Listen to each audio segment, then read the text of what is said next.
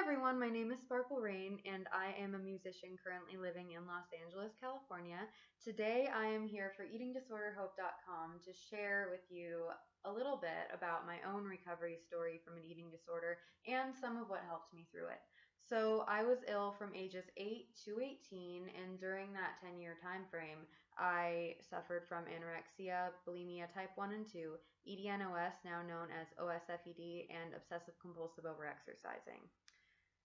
Eating disorders are incredibly complex illnesses, and in my experience, they will try to get you from every single angle. Something that you always have to remember is that your eating disorder's only goal is to kill you. It'll never ever help you. Its goal is to kill you. No matter what, in any case, its goal is to kill you. And it's not your fault that you suffer, ever. And it's not your choice that you suffer ever, no matter the circumstances, but it is definitely your choice to recover. And I remember the day that I decided that I had to recover for good. That was it. I had to recover for good. I was 18 years old, and that was just 2 years ago. I was walking home. I still lived in a small town in Washington at the time, and I was walking home from my outpatient program. They were looking for an inpatient place for me at the moment. Things were very bad and I was in very poor health. And I really shouldn't have been walking home, actually. But I was walking home and I wrote a song, and in that moment just something clicked in my head. Sorry, that was a bad snap. It clicked in my head and I realized I have to recover for this. I have to recover from this for music, or I am going to die or live like this for the rest of my life, however long that is. And that is a horrifying thing in itself. And I knew it was going to be a very long journey. I knew that it definitely wasn't going to be easy, and it certainly wasn't, but it was so, so, so completely worth it. It's still not something that's over for me. Something that really helped me personally is distinguishing the eating disorder voice from my own voice in my head. So if my eating disorder came in and it said that I couldn't eat that day, I had to turn to it and say, yes, I can. This is Sparklle, and Sparklle wants to, and Sparklle wants to live, even if you don't want me to.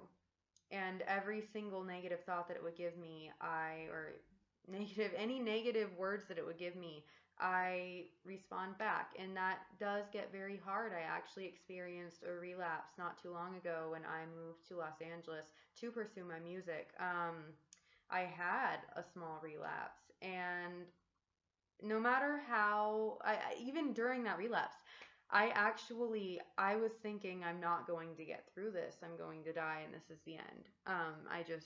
It felt so incredibly hopeless, and an eating disorder often makes you feel that way.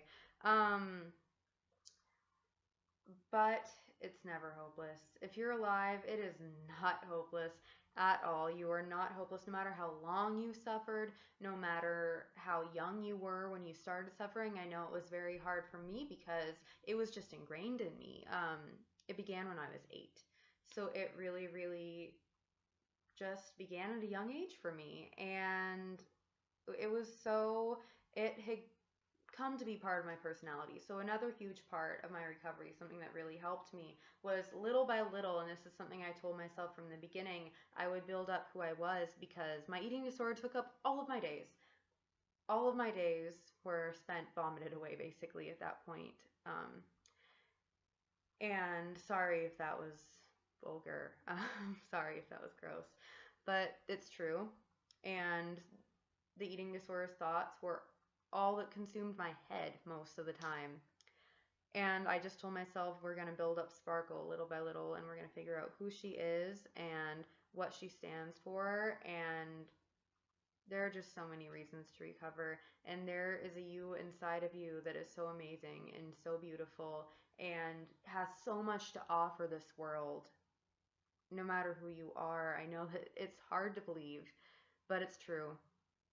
And you have to believe that. You have to at least tell yourself that, even if you don't believe that. And hopefully eventually you will believe it, because it is true. And it's such a long journey, but it really is worth it. It's so hard, but it is definitely worth it. So all I have to leave you with really is just keep on pushing and talk back to that voice in your head. Um, I hope that everyone's having a very good day and that everyone's feeling very, very good. And I can't wait to hear everyone else's recovery stories or words of wisdom. Bye, guys.